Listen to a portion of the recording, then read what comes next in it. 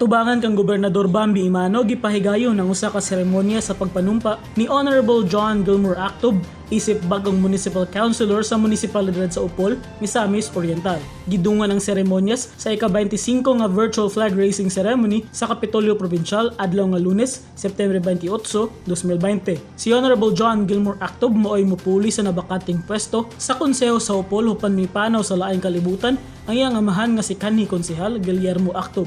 Gipaabot ni Gobernador Bambi Imano ang iyang mensahe nga dili makababag sa pagpanumpa niini sa ihang buhatan nga nagikan kini sa laing partido sa politika ug malauman ang gobernador nga mahimo kining ehemplo ug serbisyuhan ang tanan ng kinahanglan na katawhan sa lungsod nga di mulantaw sa kolor sa bisan kinsa.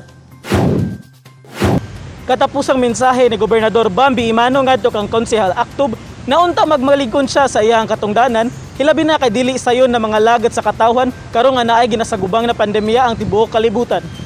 Ako si Lambo Jebsen Patlunag, alang sa limpyo ug mataro nga panggobyerno, padayon Pilipino.